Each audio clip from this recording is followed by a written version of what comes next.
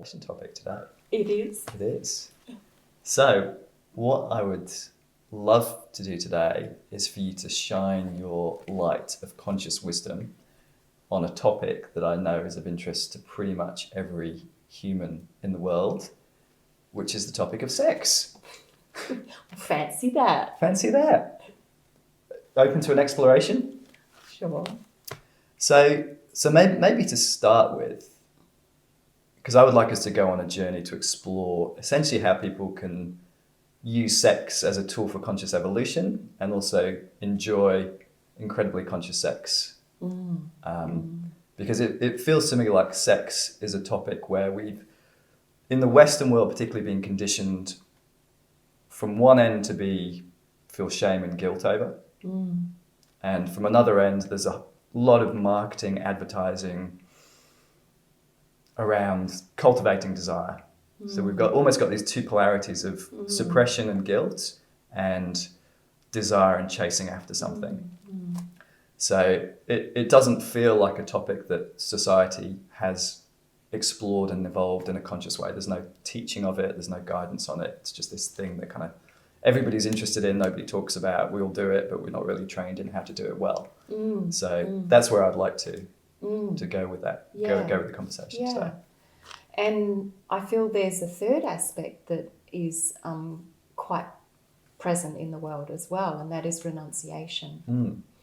And that a lot of the spiritual path, which is designed to support us in becoming more conscious, inadvertently continues to suppress something that is so fundamental and natural to our humanity. I mean, we are sex. We're created through sex and sexuality. And the nature of the universe is sexual. Because if we really observe or explore what is happening in existence, what do we see? Everything is relational. So even quantum physicists speak of this, that at the quantum field, there's no isolation, there's no individuation. Everything is interrelating, interlinked, interdependent. You can't disentangle that.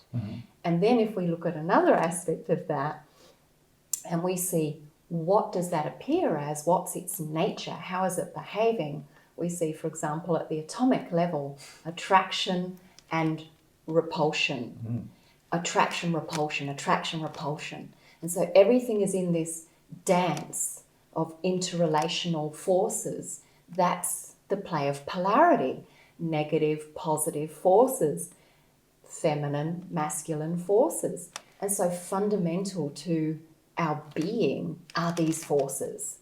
And that comes into play not just through our entry into the world, but in the way we are feeling, perceiving, experiencing, interrelating, desiring.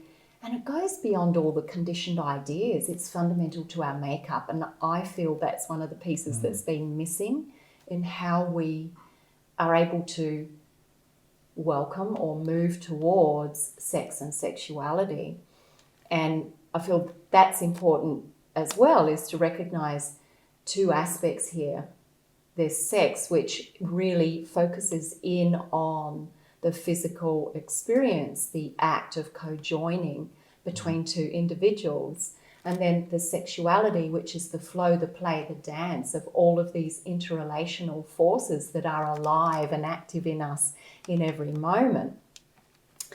You made a brief comment earlier that absolutely made me chuckle. You said, in all the years I've known you, how many years have you known me? 10 years, I think. 10 years. Yeah. In all the years I've known you, I've never heard you talk about sex.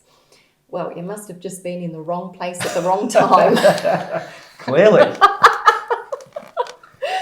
And when I look back to my own journey throughout life, I'm acutely aware of the sexuality and the sexual leanings of my humanness.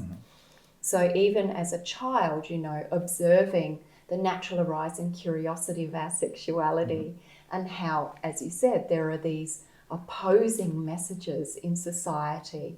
We have the message that it's sinful and shameful, that it's something that should be hidden. We have the message that it's desirable, and if you're not sexy enough and lustful enough, you're not going to be fulfilled. There's, it's dangled as the carrot for actually consuming more in the world. Everything revolves around how sexy is it, how sexual is it, and appealing. And then we have the renunciation or the abandonment. Well, let's just get rid of it all together because those two polarities are causing us too many problems.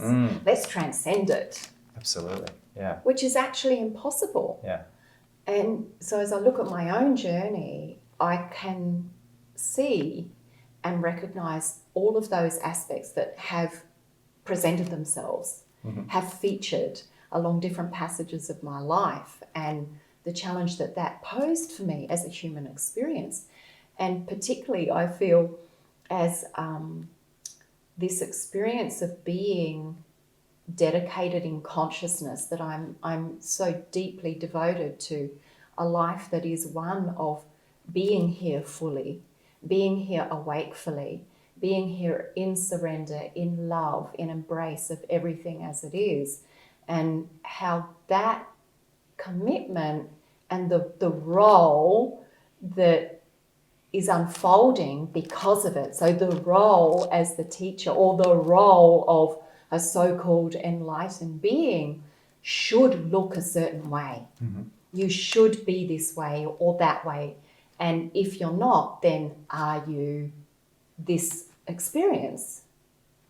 When ultimately our liberation is the cessation of all of those conditions and the surrender into and the acceptance wholly and fully of our true nature, to be in that as a rivering. So for me, that brings me right back to the true nature of existence itself, which is interrelational. It is a dance, and that in its nature is sexual. I am a deeply sexual being, as we all are. And it's only the conditions that are imposed on us that cause us such conflict that we really resist and fight against that, so it's either attachment or aversion. And if we all look really honestly, we can admit that every single day we have feelings and thoughts that are sexual in nature. Does that necessarily mean that I think about the sexual act every single day? No. But do I feel sexual every single day? Absolutely. Is that alive and fluid and flowing in me? Absolutely. Why would I want to inhibit that when that is the movement, the flow, the streaming of creation that is emerging and dancing as this body being? What a wonder how magical this is, that here now is a field of zillions of atoms in that dance, appearing as a being that is then itself an orbit of energy in that dance. And to me, that is profound and sacred and beautiful. And if we're able to welcome this and embrace this, surrender into this, we can invite profound love, profound communion, profound freedom, such beauty and sacredness as a human experience, rather than the notion that the human experience is something that is purely suffering or a failing somehow, that we have sinned, we've fallen from grace.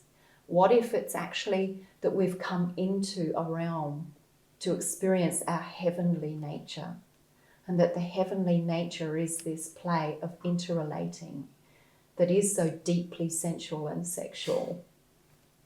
What if that's what it's all about? Wouldn't that be interesting?